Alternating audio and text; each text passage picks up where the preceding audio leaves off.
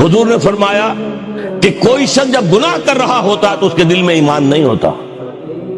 مسلمان تو وہ ہوتا ہے لیکن ایمان دل میں نہیں ہوتا. لا یزنی الزانی حین یزنی وہو مومن، کوئی زانی حالت ایمان میں زنا نہیں کر سکتا.